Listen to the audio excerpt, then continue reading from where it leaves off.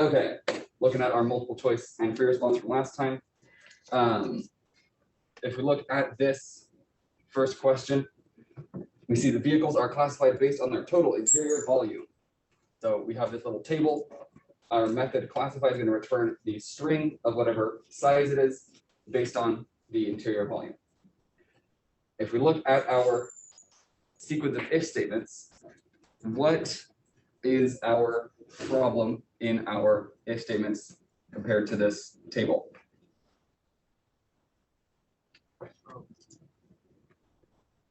So if volume is greater than or equal to 120, we get large.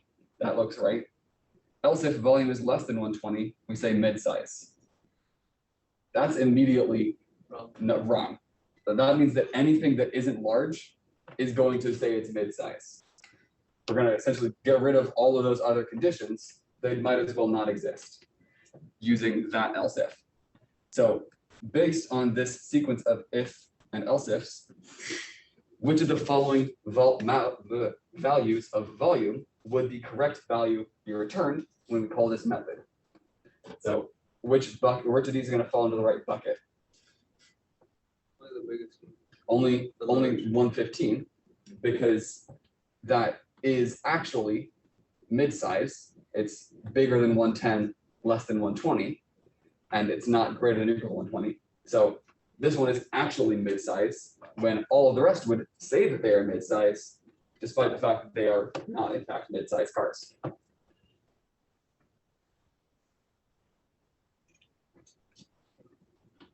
All right, so this one, I definitely executed it incorrectly the first time I thought through it.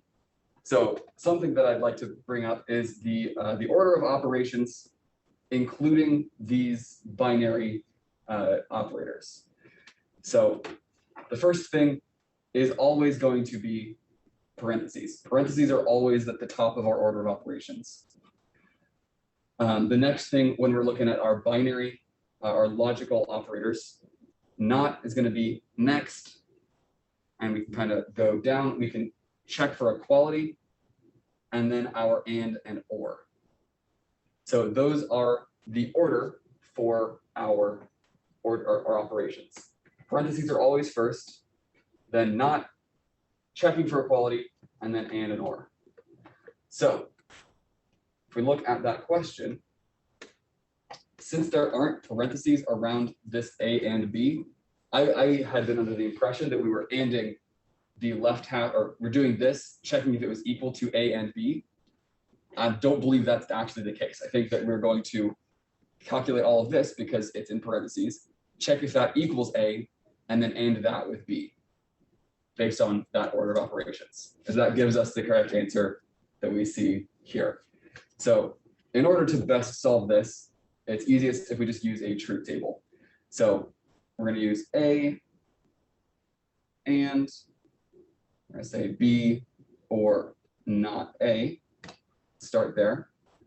Each of those things is going to be its own column.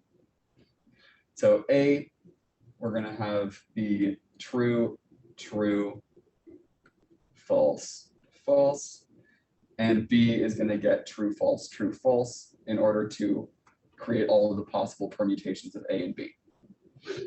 First compare between B and not A. So I'm just filling in the A and B columns. So we can fill in the not A column. It'll just be the opposite of what we have in A. So we can fill in false, false, true, true. And then we're going to or B with not A. So true or false gives us true. False or false gives us false. And the other two are going to give us true as well. All right, so then we are going to and this column with this A column. So true and true gives us true, true and false, false and true, false and true. All three of those are going to give us false. And last, or not last, next, we're going to check if this column is equal to, go back to our blue,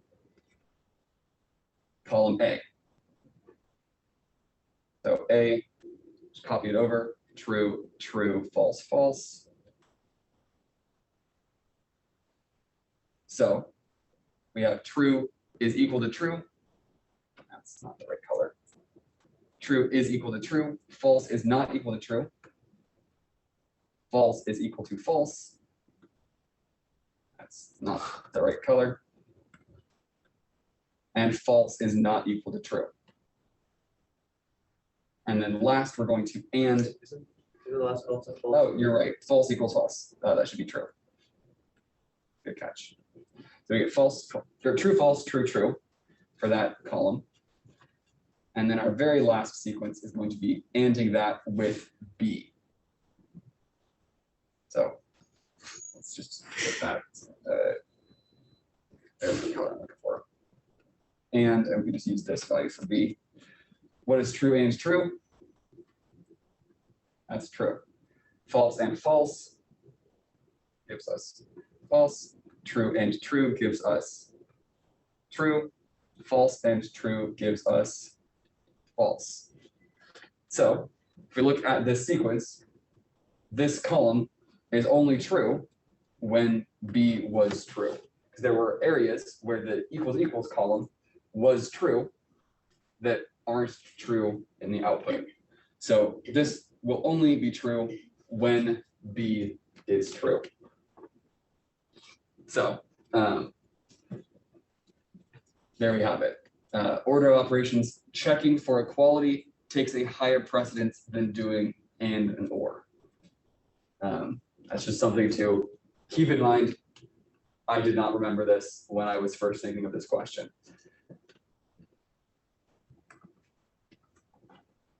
All right, which of the following best describes the value of the Boolean expression shown below? So here we're going to have A and not B or A. So what can we do with that not? How do we distribute this?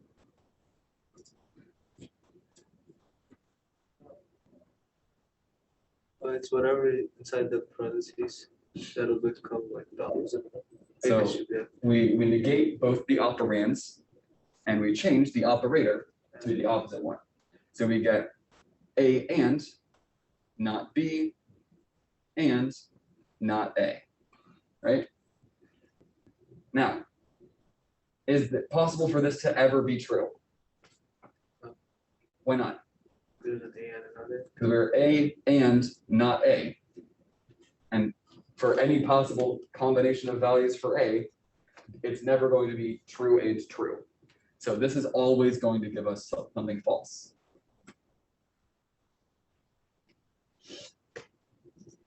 Okay. So here we're going to do yet more distribution of nots. So not A and B, or C, or not D. Are those not able to cancel each other out, or? So they will in a minute. So we're going to first distribute that not. I guess we could do the inside one first, but if we don't, we negate it. So not A and B, that just gives us A and B. This gets flipped to an and, not C or not D. Then we can distribute that not inward, and it becomes not C and D. So we get A and B and not C and D. A and B, I don't know if that's not it. A and B and not C and D. Option A.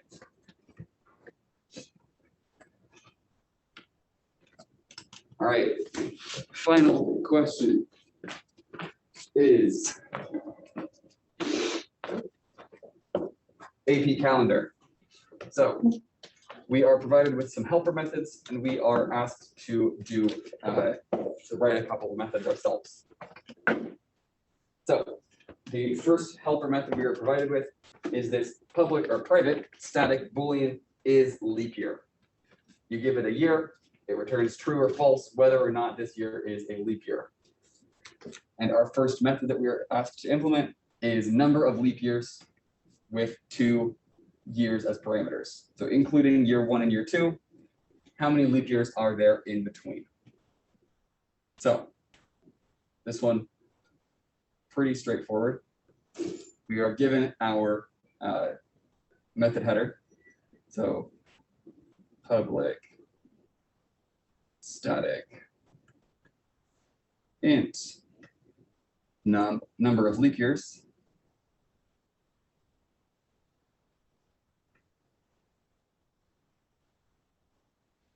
int year 1. And I need to move my text because I'm out of space. Who could have predicted this? Int year 1, int year 2. So everything that we are provided here needs to be the same as we see it when we write it out. So when we're writing our FRQ, we do need to include that entire method header in our response. So that's part of the written response. Yes? What is this precondition? You don't have to write that part. No, so the precondition, this is just information about what the values of our parameters are going to be. So that's not, see it because it's in our Java docs comment style. It's not part of the code. It's just there as documentation. So when we actually, when we write the FRQ, we don't need to write out our precondition at all. Good answer. Good answer. Good question. So if we are finding the number of leap years in between 2 years, what do we want to do? Run a for loop for every year in between the 2 years. We're going to have a for loop. It's going to start at year 1 and end at year 2. So we're going to have a for int I equals year 1, I less than or equal to year 2. I don't need a parenthesis yet. I plus plus.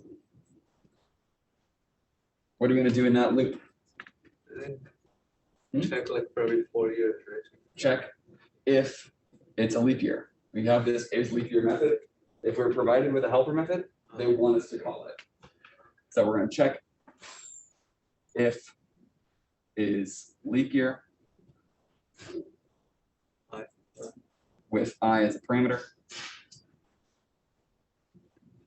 What do we want to do? Let's make like a new variable. So we want to have a count variable. Yeah. So let's put our count outside our for loop. Are we given the name for this count variable? Nope. So we can name it whatever we want. I'm going to call it count. Start it at 0. Count plus plus.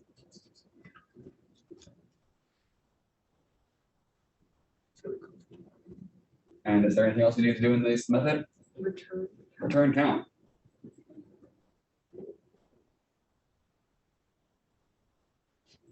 Boom. They dock you points if you forget semicolons. Did I forget one? Oh, I did forget one on count plus plus. Good catch. I don't know the answer to that question. I would assume maybe. I don't think you'll lose the entire question, but you might lose a point. I don't know how AP scoring works exactly. So I don't know the answer to that question. I'm sorry.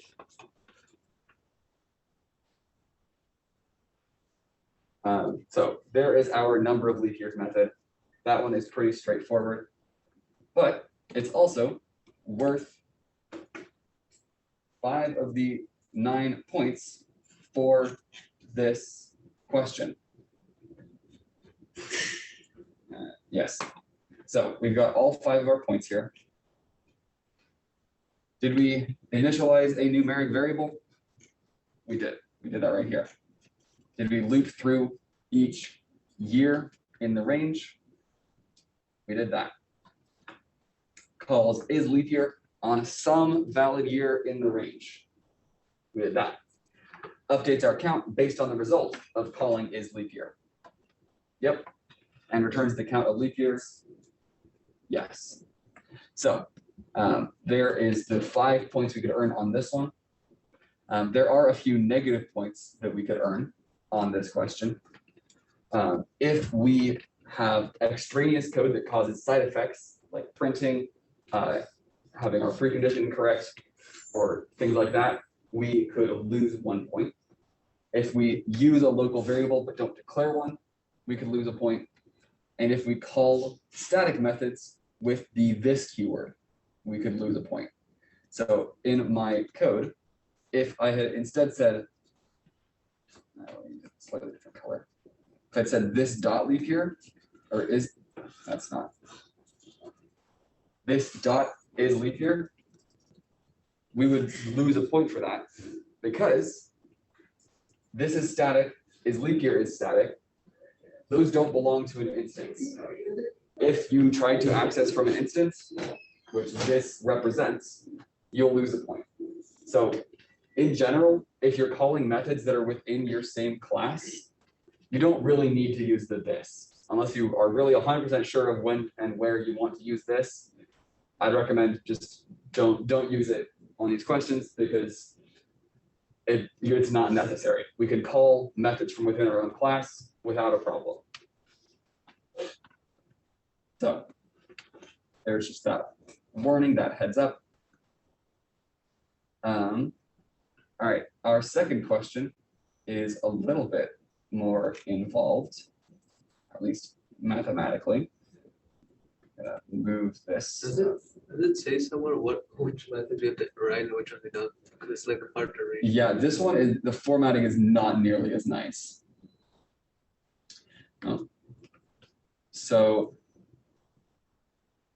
if it says implementation not shown, like we see here, we see implementation not shown, and then we see to be implemented in part B. So it'll say this is going to be implemented in this question, or this is already implemented, but you don't get to know how. So assume it works then basically.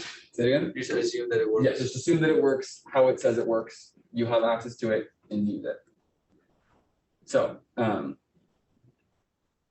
given these two helper methods, first day of year and day of year, first day of year takes a year as a parameter and returns the day that that represents, where Sunday, Monday, Tuesday, Wednesday, Thursday, Friday, Saturday, they get the values 0, 1, 2, 3, 4, 5, and 6.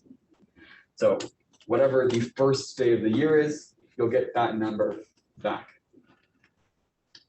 Our other helper method is the day of year method, where you give it an exact date, month, day, and year, and it will return the value representing the day of the, returns the nth day of the year. So if I am looking for January 10th, that is day number 10. This is going to return a value between 1 and 365. What number of the day of the year it is. I guess it could also be 366 if it's a leap year. So this will return whatever numeric day we have, and our method that we're asked to write kind of combines these two. We're asked to return the value representing the day of the week for the given date with that same numbering schema. So we are given our method header, public static int day of week with int month, int day, and running out of space again. Selector and int year.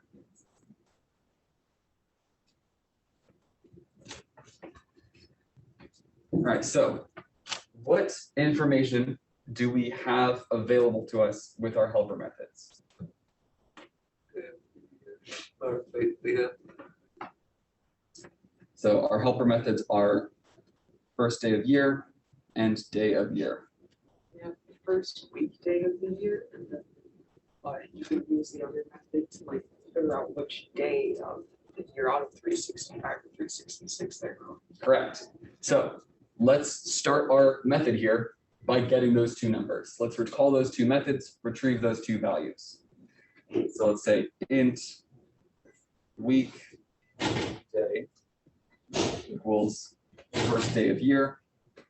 The weekday you're on. This is a variable that I'm creating. First day of year, and we're going to pass our year parameter. And we're going to get int nth day, and that's going to equal day of year. That's not what the word day looks like. And we're going to pass month, day, and year.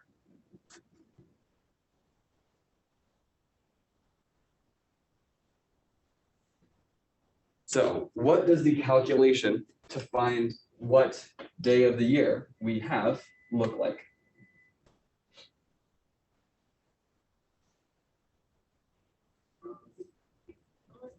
Entirely sure. Can you just add the first day or add weekday to nth day, subtract 1, and then modulus 7? All right, so let's do an experiment. Let's see if that works. So we're going to say weekday plus nth day minus 1 modulus 7. So I'm not sharing my screen so that you can see my calendar, and I'm not going to change it because otherwise my annotations disappear. I did this yesterday, lost all my annotations. But let's say we want to find month, January, day, 1st, 2020, or 2021, because this is the closest. So January 1st, 2021, we get, what is the first day of 2021? Actually, this is, let's say February 1st, so that we're not looking at the same exact date as we're going to get from the other one. So the first day of the year in 2021 was a Friday. So we are going to get 5 for our weekday. Our nth day, what number day is February 1st? 32. So 5 plus 32 is 37. Minus 1 is 36. What is 36 mod 7? 1. 36 mod 7 is 1. So we would expect that February 1st would fall on a Monday. Yeah. And if I look at my calendar, It is a Monday. it's a Monday. So the calculation absolutely works. So how did you come to this conclusion? How did you make this math happen? Because they only give you the first day and the number of days after that. Mhm. So I just thought you're supposed to add them, but then I thought like, oh, you're not supposed to count the first day because they're going to give you 1 for the first day. That's the 0th day. Think about it. So you subtract 1, and then there's 7 days in a week. So you just modulus that to get the remainder, which is going to be the week. Absolutely correct. So yeah, that is totally how we do that. So that's our calculation for what we're going to return. So we can select like this, make it a little bit smaller.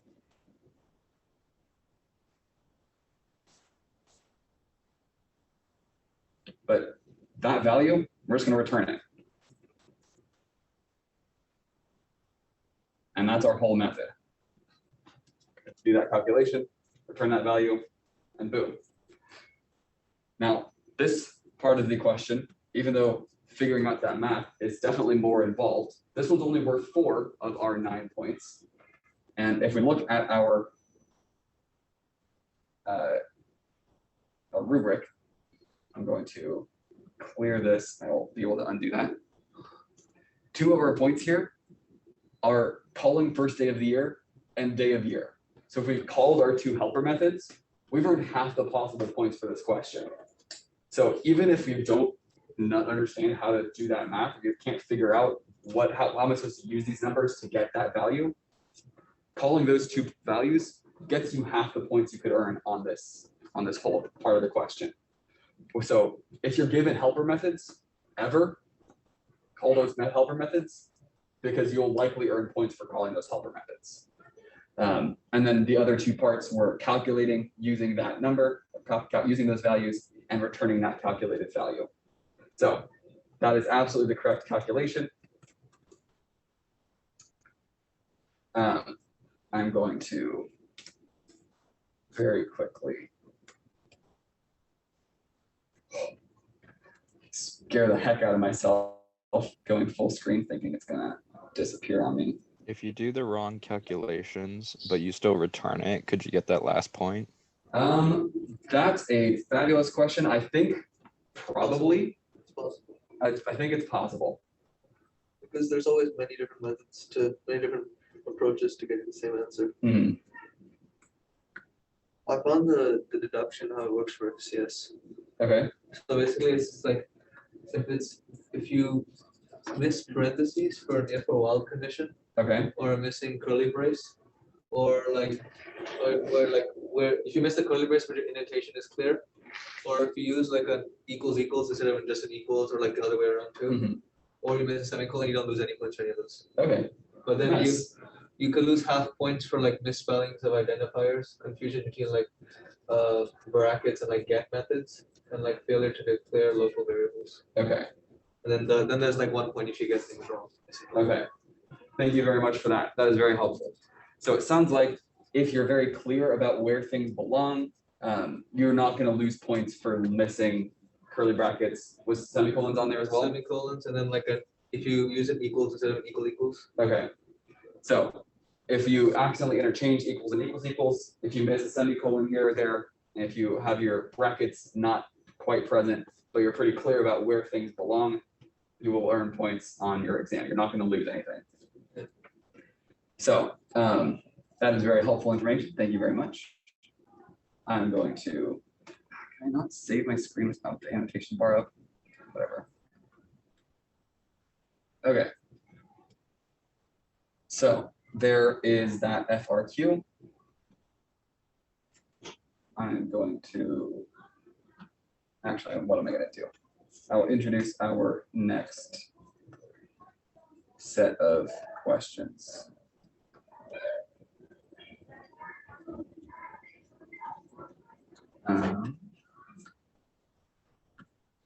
So AP review day 5,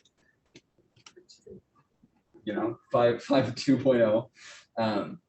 I have kind of aggregated questions from the other 3 types of FRQ. That was our methods and control structures. So these ones are about classes, and then I have an FRQ about classes, an FRQ about arrays and array lists, and an FRQ about 2D arrays. So I've aggregated across multiple different topics here. Obviously, since the exam is tomorrow, you don't have to turn these in. These are for practice if you would like to practice them. I will have my Zoom room open today after school for as long as people are interested in being here studying. So if you would like to come back and ask questions, we can go over an FRQ and do different things. I'll be here as long as people would like me to be here. Yes. I have a question about unit 9 and 10. Okay. When that's gonna be due. Probably at the end of next week is my guess. Yeah, not before the exam. So I think end of next week is when I'm planning to have that be due. Mr. Mack, Yes. are there any multiple choice that have like to do with execution count? Because like I'm not sure. I don't know if assessing algorithm efficiency is on the exam or not. really? Okay. So I don't know is the answer. It's possible that there are, it's possible or not. Okay, thank you. Another practice thing that you can use, I've assigned the FRQs for the 2020 practice exam. Those are also available for you to practice with if you so choose. Also not gonna be made due, those are just for practice.